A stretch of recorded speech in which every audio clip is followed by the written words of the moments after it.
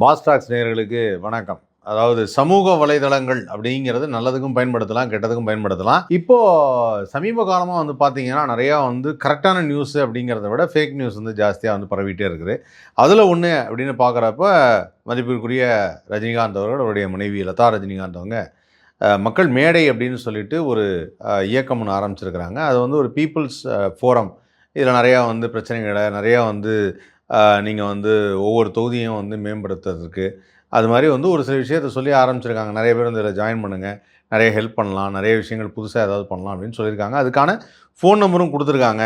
கரெக்டாக அது என்ன பண்ணுறாங்க அப்படின்னு பார்த்தா, இந்த நியூஸ் வந்து ஒரு நாளைக்கு முன்னாடி தான் வருது.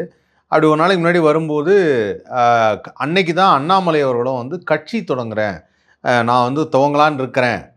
இவர் போயிட்டு என்ன பண்ணுறாரு, நேராக பாஜகட்ட போய் வந்து ராஜினாமா கடிதத்தை கொடுத்துட்டு, இந்த ராஜினாமா கடிதத்தை கொடுத்த கையோட நேராக வந்து ஒரு ஃபேஸ்புக்கில் லைவ் ஒன்று போடுறாரு. இவர் வந்து படித்தவர், உங்கள் எல்லாருக்கும் தெரியும். ஸோ அவர் என்ன சொல்கிறாருன்னா, என் கூட நிறைய படித்த அதிகாரிகள் எல்லோரும் சேர போகிறாங்க, எல்லோரும் வந்து ஒன்றா சேர்ந்து ஒரு கட்சியாக ஆரம்பிக்க போகிறோம் அப்படிங்கிறதையும், அதுவும் 1 கோடி பேர் சேர்ந்துட்டா கட்சியாக ஆரம்பிச்சிருவேன் அப்படிங்கிற மாதிரி ஒரு விஷயத்தை சொல்கிறாரு. இப்போயே ஒரு 5 லட்சம் பேர் ஏதோ ஃபாலோவர்ஸ் ஏதோ வந்திருக்காங்க போல இருக்குது. பட் சோஷியல் மீடியா இருக்க ஃபாலோவர்ஸில் வந்து நம்பி நம்ம வந்து ஒரு கட்சி ஆரம்பிக்கிறதுங்கிறது எந்த அளவுக்கு கரெக்டுன்னு எனக்கு தெரியல. அதே சமயத்தில் மொத்தமே வாக்காளர்கள் ஒரு 4.45 கோடி தான் இருக்காங்க. 4.45 கோடி இருக்கும்போது அதில் வாக்களித்தவங்களை வச்சு சொல்கிறேன். இதில் 4.45 கோடியில் 1 கோடி இவருக்கு, அவருக்கு 1.5 கோடி, இவருக்கு 1.5 கோடின்னு போயிட்டுன்னா மற்ற கட்சியெல்லாம் என்ன பண்ணுவாங்கன்னு தெரில. Point number 1. And point number 2 என்னென்னா, இவர் வந்து கட்சி ஆரம்பிக்கிறேன் அப்படின்னு சொல்லும்போது முதல் நாள் ஒரு நியூஸ் பார்க்குறேன். அண்ணாமலை என்ன செய்கிறார், அண்ணாமலை டெல்லி போகிறார், டெல்லியிலிருந்து அண்ணாமலை வருகிறார். இதே மாதிரி போட்டு நான் என்னடான்னு பார்த்தா இவர் நிறைய பேர் ராஜினாமா கடிதத்தை கொடுத்துருக்காரு. கொடுத்தோடனே அவங்க ஒன்றிய பாஜக அரசும் வந்து டக்குன்னு அதை வந்து ஓகே அப்படின்ட்டாங்க. அவ்வளோதான். அப்போ என்ன தெரிஞ்சுது இதுலேருந்து அப்படின்னா, பிஜேபின்னு டேரெக்டாக பேர் சொல்லி போனால் யாரும் ஓட்டு போட மாட்டாங்க. ஆனால் அண்ணாமலை உங்களுக்கு ஒரு தனி மூஸ் இருக்குது, நீங்கள் கொஞ்சம் ஓட் பர்சன்டேஜ்லாம் ஏற்றிருக்கிறீங்க, அதனால் நீங்கள் போய் வந்து பிஜேபிங்கிற பேர் இல்லாமல் வேறு பேரில் கட்சி ஆரம்பிங்கன்னு சொல்லிட்டாங்க போல இருக்குது. அதான் அந்த முயற்சியில் தான் இப்போ இறங்கியிருக்கிறாரு. அதுக்கப்புறம் வந்து பார்த்திங்கன்னா, இந்த நியூஸ் மக்கள் மேடையை ஏன் சொன்னேன் அப்படின்னா, மக்கள் மேடையை வந்து பார்த்தீங்களா, அண்ணாமலை கட்சி ஆரம்பித்தப்போ கரெக்டாக இவங்க ஆரம்பிச்சிருக்கிறாங்க, இதுக்கு சிங்க் இருக்குது அப்படின்னு ஆரம்பிச்சிட்டாங்க. ஆனால் உண்மை என்ன அப்படின்னு பார்த்தீங்கன்னா, அது ஒரு 7ஆம் தேதிக்கிட்டே ஆரம்பித்த ஒரு விஷயம். மே 7ஆம் தேதியே ஆரம்பித்த ஒரு விஷயம். ஓகேவா? அது ஆரம்பித்து ரொம்ப நாள் ஆச்சு. பட் இருந்தாலும் அந்த நியூஸு லேட்டாக வருது. லேட்டாக வர்றது இதையும் சேர்த்து வச்சு இவங்க ஆரம்பித்தோன்னே இவங்களும் ஆரம்பிச்சிட்டாங்க அப்படின்னு ஒரு விஷயத்தை பயங்கரமாக பரப்பி விட்டாங்க. அப்படி பரப்பி விட்டப்போ நடுவில் இன்னொரு விஷயம் ஒன்று பரப்புனாங்க. அது என்னென்னா, அது ஒவ்வொன்றும் தனித்தனி தன்மைன்னு வச்சுக்கங்களேன். தாவேக்காவில் இணைகிறார் லாரன்ஸ் அப்படின்னு போட்டாங்க. லாரன்ஸ் தான் வந்து இடைத்தேர்தலில் நிற்கிறாரு அப்படின்னு போட்டு அவர் போய் ரஜினிகாந்த் ஆசீர்வாதம் வாங்குறாரு அப்படின்னு அது ஒரு நியூஸ் ஒன்று போயிட்டுருக்கு. அதுக்கப்புறம் இன்னொரு பக்கம் ஒன்று பார்த்தா, வடிவேல் அவர்கள் தான் வந்து இடைத்தேர்தலில் திமுக சார்பாக நிற்கிறாரு அப்படின்னு போட்டு இந்த டூப்ளிகேட் ஷூ போடுவாங்கள்ல, அது என்னது உட்லண்ட்ஸ் அப்படிங்கிற அந்த ஷூவுக்கு கிட்டவே பார்த்தோன்னு தெரியும் அது டூப்ளிகேட். எப்போ தெரியும்னா உட்டின் லேண்ட்ஸ் அப்படின்னு போட்டிருப்பாங்க. அந்த மாதிரி இல்லை, திமுகவோட சிம்பலெல்லாம் போட்டு கடைசியில் உதயசூரியன் போடுறதுக்காமல உரிமை சூரியன் அப்படின்னு போட்டிருந்தாங்க. என்னது உரிமை சூரியன் அப்படின்னு பார்த்தா அது வந்து ஆக்சுவலாக அது ஒரு ஃபேக் நியூஸ். ஸோ இது மாதிரி ஃபேக் நியூஸ் அப்படிங்கிறது ஜாஸ்தியாக பரவிட்டு இருக்குது. 1 2 இல்லை. இதில் இன்னொரு முக்கியமான விஷயம் என்ன அப்படின்னு பார்த்தீங்கன்னா, இந்த மக்கள் மேடை அப்படிங்கிறது இப்போ தான் வந்து ஆரம்பித்தாங்க, அண்ணாமலையும் இவங்களும் ஒன்றா ஆரம்பிச்சிருக்காங்க. அப்படிங்கும்போது உடனடியாக ப்ளூ சட்டை மாறன் அவர் வந்து திரைப்படத்திற்கு விமர்சனம் நிறையா பண்ணியிருக்காரு, எல்லோரும் பயங்கரமாக என்ஜாய் பண்ணியிருப்பாங்க. அவர் வந்து திடீர்னு ஒரு கருத்தை வந்து தெரிவிக்கிறார். இவங்களுக்கு என்ன திடீர்னு மக்கள் மேலே இவ்வளோ பாசம், அதுவும் விஜய் ஜெயித்த பிறகு, விஜய் அரசியலுக்கு வந்த பிறகு, இப்போ என்ன விஜய் சிஎம் ஆனதுக்கப்புறம் இப்போ என்ன திடீர் பாசம், இவங்க இதுக்கு முன்னாடி எந்த ஏழைகளுக்கு உதவி செய்திருக்கிறாங்க, எதுக்காக இதை ஆரம்பித்தாங்க, எதையும் சிங்க் பண்ணுறாருன்னா, இதை சிங்க் பண்ணுறதை பார்த்தா எனக்கு என்ன தோணுதுன்னா, இப்போ விஜய் சிஎம் ஆகிட்டார், இனி யாரும் வராதிங்க அப்படின்னு இவரே ஃபுல் ஸ்டாப் வைக்கிறாருன்னு நினைக்கிறேன். ஜனநாயக நாட்டில் அதை நம்ம சொல்லவே முடியாது. யார் வேணாலும் வந்து பொதுத்துறைக்கு வரலாம், பொதுப்பணி ஆற்றலாம். அப்படி பொதுப்பணி ஆற்றும் போது அவங்களை இயக்கங்கள் ஆரம்பிக்கலாம், கட்சி ஆரம்பிக்கலாம். அது அவரவருடைய உரிமை. அதை நம்ம கேள்வியே கேட்க முடியாது. ஏன் இப்போ ஆரம்பிச்சிங்க, ஏன் நேற்று ஆரம்பிக்கல, ஏன் நாளைக்கு ஆரம்பிக்க போகிறீங்க அப்படிலாம் நம்ம கேள்வியே கேட்க முடியாது. ஆனால் ப்ளூ சட்டை மாறன் அதை பயங்கரமாக கேள்வி கேட்குறாரு. சமீபத்தில் இன்னொரு படத்துடைய விமர்சனமும் பார்த்தேன். பெத்தி அப்படின்னு ஒரு படம் வந்தது. அந்த படத்தில் நான் அந்த படத்துடைய விமர்சனம் சொல்லியிருப்பேன். அந்த படம் வந்து ரொம்ப நல்ல படம், அருமையான ஒரு படம். அந்த கதை ஒரு பியூட்டிஃபுல்லான ஒரு ஸ்டோரி, நல்ல ஒரு இன்ஸ்பிரேஷனல் ஸ்டோரி, ஒரு ஒரிஜினல் இன்சிடெண்ட்டை பேஸ் பண்ணி தான் அந்த படம் எடுத்துருக்குறாங்க. ஸோ அந்த மாதிரி ஒரு இன்ஸ்பிரேஷன் ஸ்டோரி எடுத்ததே இந்த படத்தை காட்டு முக்கையாக எடுத்திருக்காங்க அப்படின்னு சொல்லி ப்ளூ சட்டை மாறன் சொல்லியிருந்தார். இந்த காட்டு முக்கங்கிற வார்த்தை அவர் தான் அடிக்கடி யூஸ் பண்ணுறது. சரி, ஓகே, அது ஒரு பக்கம் இருக்கட்டும். ஆனால் அவருடைய விமர்சனங்கள் அவ்வளோ ஏற்றுக்கொள்ளும் வகையில் இல்லை. நீ ஏற்றுக்கலாம் என்னடா அப்படின்னு நீங்கள் கேட்கலாம். நான் ஏற்றுக்கலனா நல்ல படத்தை நம்ம நிறையா ஆதரிக்கணும்னு நான் அடிக்கடி சொல்லிகிட்டே இருப்பேன். சில படங்கள் சுமாராக இருக்குது அப்படின்னா அதை நம்ம வந்து சொல்லலாம். இப்போ அவரே தான் சொல்லியிருந்தார், கருப்பு படத்தை பற்றி சொல்லியிருந்தார். அதை வந்து நான் ஏற்றுக்கிறேன், ஓகே, அது இப்படி தான் அவர் சொன்ன மாதிரி தான் இருந்தது அப்படின்னு. ஆனால் அதே வந்து இந்த படத்தில் வந்து பார்த்திங்கன்னா பெத்தி படம் வந்து அந்த மாதிரி கிடையாது. ஸோ இதெல்லாமே சமூக வலைதளங்களில் மாற்றி மாற்றி பரப்பப்படுற ஒரு விஷயம். இதில் இன்னும் ஒரு பியூட்டிஃபுல்லான விஷயங்க சமீபத்தில் நோட் பண்ணேன். இந்த புக் மை ஷோ ஆப் எடுத்து பார்த்தீங்கன்னா ஒரு படம் ரிலீஸ் ஆகிற அன்னைக்கு எத்தனை லைக்ஸ் அப்படின்னு சொல்லி போட்டிருப்பாங்க. அப்புறம் ரிலீஸ் ஆகி 2-3 வாரம் ஒரு நாள் ஆனோடனே ஸ்டார்ஸ் போடுவாங்க. அவுட் ஆஃப் 10 இத்தனை ஸ்டார் அப்படின்னு சொல்லி போடுவாங்க. ஆனால் நீங்கள் வந்து அந்த புக் மை ஷோவில் பார்த்தீங்கன்னா ஒரு படத்துக்கு மட்டும் ரிலீஸ் ஆகி 4 வாரம் ஆச்சு. தமிழ் படம் தான், 4 வாரம் ஆச்சு. அந்த படத்துக்கு மட்டும் லைக்ஸ் மட்டுமே போட்டிருக்காங்க, ஸ்டார் ரேட்டிங்கே போடல. எப்படி புக் மை ஷோவே விலை கொடுத்து வாங்கிட்டாங்க. அதாவது ரேட்டிங் போட்டால் தானே நீங்கள் ஜட்ஜ் பண்ணுவீங்க, ரேட்டிங்கே கிடையாது அப்படின்னு சொல்லி அதெல்லாமே பண்ணியிருக்காங்க.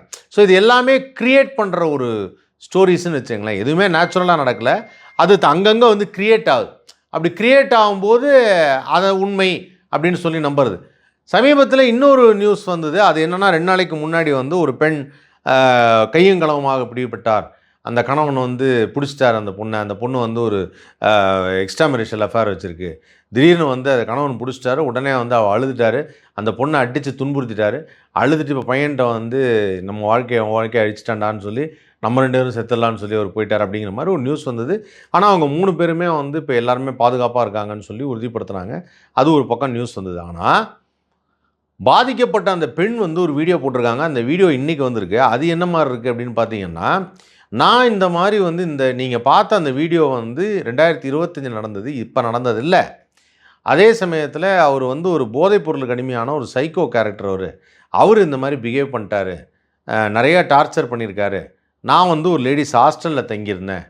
அந்த ஹாஸ்டலில் தங்கியிருந்தப்போ தான் இந்த சம்பவம் நடந்தது. அன்னைக்கு நான் ஒரு லேடிஸ் ஹாஸ்டலில் இருந்தேன். அந்த லேடிஸ் ஹாஸ்டலில் இருக்கும்போது அங்கே நிறைய பெண்கள் இருந்தாங்க. பட் அவங்களெல்லாம் அந்த வீடியோவில் வந்து ஃபீச்சர் பண்ணலை. அப்புறம் இந்த வீடியோ நான் போட மாட்டேன்னு சொல்லியிருந்தார். ஆனால் ஒரு நாள் இதை வந்து இப்படி போட்டு என்னை அவமானப்படுத்திட்டார் அப்படின்னு சொல்லி அந்த பொண்ணுக்கு செம்மையாக அடிபட்டு பயங்கர காயங்களோடு அந்த பொண்ணு இருக்குது.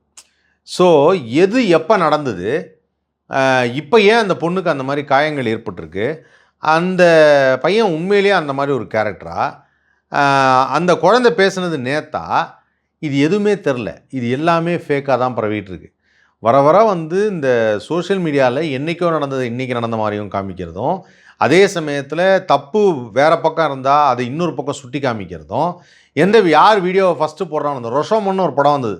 இந்த படத்தை பற்றி ஏன் சொல்கிறேன் அப்படின்னு பார்த்தீங்கன்னா, ரொஷோமன்கிறது பாயிண்ட் ஆஃப் வியூன்னுவாங்க.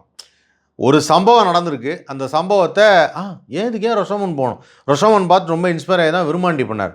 விருமாண்டியில் ஒரு காட்சி வரும். ஒரு காட்சி வரும்போது கமலஹாசன் பாயிண்ட் ஆஃப் வியூலேருந்து ஒன்று சொல்லுவார், பசுபதி பாயிண்ட் ஆஃப் வியூலேருந்து இன்னொன்று சொல்லுவார். இப்போ எது உண்மைங்கிறது தெரியாது.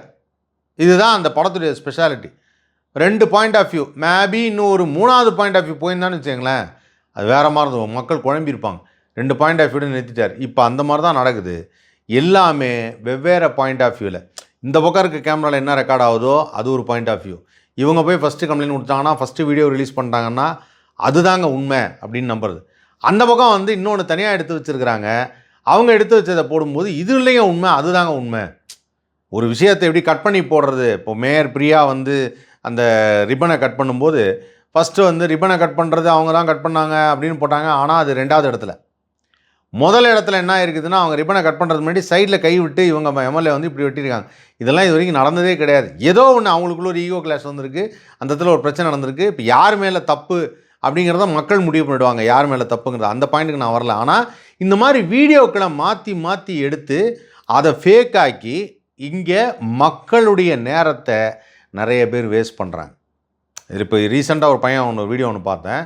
அந்த பையன் வந்து லிட்ரலாக கத்தியெல்லாம் வச்சுக்கிட்டு, சில இது வந்து சோஷியல் மீடியாவில் போடக்கூடாது, கத்தி வச்சுட்டு ஒரு பையன்கிட்ட வந்து மிரட்டுற மாதிரி, நாங்கள் நினச்சா தமிழ்நாட்டை சுடுகாடாக மாற்றிடும், யார் சொன்னாலும் கேட்க மாட்டோம், அரசாங்கமே சொன்னாலும் கேட்க மாட்டோம் அப்படின்னு சொல்லிட்டு ஒரு பேப்பர் எடுத்து தமிழ்நாடு அப்படிங்கிறத அடிச்சுட்டு சுடுகா அப்படின்னு போட்டு டூன்னு போடுறாப்புல.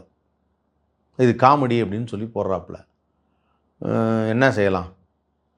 ஆனால் அந்த பையனுக்கு தெரியாது அது அஃபென்ஸுன்னு. கத்தியெல்லாம் காமிச்சு அந்த மாதிரி பண்ணக்கூடாது அப்படிங்கிறது. அவருக்கு அந்த பையனுக்கு தெரிஞ்சுக்கிறதுக்காக ஒரு விஷயம் சொல்கிறேன். ரொம்ப நாளைக்கு முன்னாடி இந்த ப்ராங்க் பண்ணுற ஷோ ஒன்று இருக்கும். நீங்கள் டிவியில் பார்த்துருப்பீங்க. அந்த ப்ராங்க் பண்ணுற ஷோவில் ஒரு நாள் என்ன ஆச்சுன்னா, நான் அப்போ வந்து ஆஃபீஸ் போயிருந்தேன். ஆஃபீஸ் போயிருந்தப்போ இந்த மாதிரி ப்ராங்க்கு கிளம்பிட்டு இருந்தாங்க. அந்த பையன் வந்து என்கிட்ட யார் அந்த ப்ராங்க்கு நான் டெலிவிஷனில் ஒரு 10 வருஷத்துக்கு முன்னாடி பண்ணான்னு உங்களுக்கு தெரியும். அதையும் நான் சொல்ல விரும்பலை. அந்த பையன் வந்து ஒரு அட்டையில் செஞ்ச ஒரு பெரிய அருவாள் எடுத்துக்கிட்டு, இதை நான் காட்டி நீங்கள் மிரட்ட போகிறேன், பப்ளிக்கில் கலவரம் மாதிரி காமிக்க போகிறேன், அதான் ப்ராங்க் பண்ண போகிறேன் அப்படின்னோடனே, இது என்னவோ எனக்கு சரியாக படலையே அப்படின்னேன். கரெக்டாக போய் என்ன பண்ணியிருக்காப்புல, ஒரு மெயின் ரோடில் நின்று கலவரம் அப்படின்னு காமிச்சிருக்காப்புல. உண்மையிலேயே யாரோ அருவா எடுத்து வெட்ட வராங்கன்னு சொல்லிட்டு போலீஸில் கம்ப்ளைண்ட் கொடுத்து இஷ்யூ ஆகி அந்த நேரத்தில் அவர் பிடிச்சி போயிட்டாங்க. அதுக்கப்புறம் அது ஒரு கேஸ் நடந்தது. இது எதுக்கு சொல்கிறேன் அப்படின்னா, சில விஷயங்களை பப்ளிக்காக விளையாட்டுக்கு செய்கிறவனு செய்யக்கூடாது. அதை அந்த பையன் தெரிஞ்சுக்கணும். காமெடியாக பண்ணிட்டாப்புல ஃபஸ்ட் டைமு. பட் இருந்தாலும் அந்த பையனுக்கு நான் சொல்ல வர விஷயம் அதுதான். நீங்கள் வந்து வார்த்தையால் சொல்லலாம், ஆனால் பின்னாடி நீங்கள் கத்தியெல்லாம் வச்சுருக்கீங்க அந்த வீடியோவில். அதை நீங்கள் காமிக்கக்கூடாது, அதை பண்ணவே கூடாது. எல்லோரும் தொடர்ந்து வீடியோ அதாவது லைக்ஸ் வரணும், வைரலாக போகணும், 4 பேர் நம்மளை பார்க்கணும், நீங்கள் தான் அதை பண்ணீங்கன்னு கேட்கணும் அப்படிங்கிறதுக்காக நிறைய விஷயங்கள் இந்த மாதிரி பண்ணுறாங்க. இதெல்லாமே கொஞ்சம் பார்க்குறப்போ ரொம்ப கஷ்டமாக இருக்குது. ஸோ அந்த சோஷியல் மீடியாவை மறுபடியும் சொல்கிறேன், ஃபேக்கான நியூஸுகளும் ஃபேக்கான விஷயங்களையுமே போட்டு மக்களுடைய நேரத்தையும் வீணடித்து மக்கள் அதை உண்மைன்னு நம்பி அவங்க எமோஷ்னல் ஆகி அவங்க அதுக்கு ஒரு 10 பேர் உட்காந்து பேசி இல்லை இதுதான் சரி போல் இருக்குது, இருந்தாலும் இப்படி நடக்கவே கூடாதுங்கன்னு சொல்லி இந்த மாதிரி ஏகப்பட்ட விஷயங்கள் போயிட்டுருக்கு. இதனால் என்ன நடக்கும் அப்படின்னா, நீங்கள் தாட் ப்ரோவோகேட்டிவாக பிரயோஜனமாக ஒரு ஒரு இலக்கை நோக்கி போகும்போது அது தடைபடும். அதான் உண்மை. நான் வந்து இந்த பெத்தி படத்தை பற்றி பேசும்போது, பெத்தி வந்து சூப்பரான படம் அப்படின்னு சொல்லியிருந்தேன். இந்த படத்தை பற்றி டீட்டெயில் நான் இன்னொரு வீடியோவில் சொல்கிறேன்னு சொல்லியிருந்தேன். கண்டிப்பாக சொல்லுவேன். ஏன் அதை சொன்னேன் அப்படின்னா, அந்த படம் அந்த மாதிரி ஒரு எஜுகேஷ்னல் ஃபிலிம் அப்படின்னே சொல்லலாம். விளையாட்டு அப்படிங்கிறது ஒரு மனிதனை எந்த அளவுக்கு மாற்றுது, விளையாட்டுங்கிறது எவ்வளோ முக்கியம், அதே சமயத்தில் ஒருத்தன் விளையாடுறது எதுக்காக விளையாடுறான் அப்படிங்கிற அந்த விஷயம் இருக்குது இல்லையா, அதை அந்த படத்தை பார்த்து தெரிஞ்சுக்கலாம். அந்த படம் பார்க்குறப்ப கண்டிப்பாக உங்களுக்கே உங்கள் ஃபோனெல்லாம் வச்சுட்டு நம்மளே ரன்னிங் ரேஸ்லாம் போய் விளையாடணும், நல்லா ஆரோக்கியமாக இருக்கணும் அப்படின்னு தோண ஆரம்பிச்சிடும். அப்படி ஒரு மாற்றத்தை தரக்கூடிய படமாச்சேன்னு சொல்லி அதை நான் கொஞ்சம் பெருமையாக சொன்னேன். ப்ளூ சட்டை மாறன் அதையும் வந்து காட்டு மொக்க அப்படின்ட்டாரு. ஏன்னா அவருக்கு தெரிஞ்ச அந்த அவருடைய வரலாற்றில் அந்த ஸ்க்ரீன் பிளேயில் அது சரியாக ஃபிட் ஆகல போல இருக்குது. அதனால் அப்படி சொல்லிட்டாரு. சரி, அண்ணன் ஒரு மாதிரி எப்பவுமே அது மாதிரி சொல்லுவார், அதை பற்றி ஒன்றும் பிரச்சனை இல்லை. பட் இருந்தாலும் நான் சொல்கிறேன், யாராவது நான் சொல்கிறதை கேட்டுட்டு அந்த படம் பார்த்துட்டு ஒரு 4 பேர் பார்த்து சந்தோஷப்பட்டீங்கன்னா, பாராட்டிங்கன்னா சந்தோஷம். மறுபடியும் சொல்கிறேன், அது ஒரு தெலுங்குலேருந்து வந்த தமிழ் படம் தான். இது மாதிரி வந்து உண்மையான சம்பவங்கள் நிறையா இருக்குது. ஸோ உண்மையான விஷயங்கள் இருக்குது, நம்ம மனசார பாராட்ட வேண்டிய விஷயம் இருக்குது. அதுக்கெல்லாம் நேரத்தை ஒதுக்காமல் இந்த மாதிரி சில விஷயங்களுக்கு அப்படியே நம்ம டைவர்ட் ஆகி போயிடணும். அதை கொஞ்சம் தவிர்த்துக்கங்கிறதுக்காக தான் இந்த வீடியோ. தயவுசெய்து இதை பார்த்துட்டு வழக்கம் போல் கமெண்ட் செக்ஷனில் ஏய் நீ பெரியவனே அப்படின்னு சொல்லிட்டு 4 பேர் போடுவாங்க. போடுங்க, பரவாயில்ல. ஆனாலும் இதை சொல்ல வேண்டியது என் கடமை. அதுக்கப்புறம் உங்கள் இஷ்டம். ஓகே, தொடர்ந்து பாருங்கள் பாஸ் டாக்ஸ். லைக் பண்ணுங்கள், ஷேர் பண்ணுங்கள், சப்ஸ்கிரைப் பண்ணுங்கள்.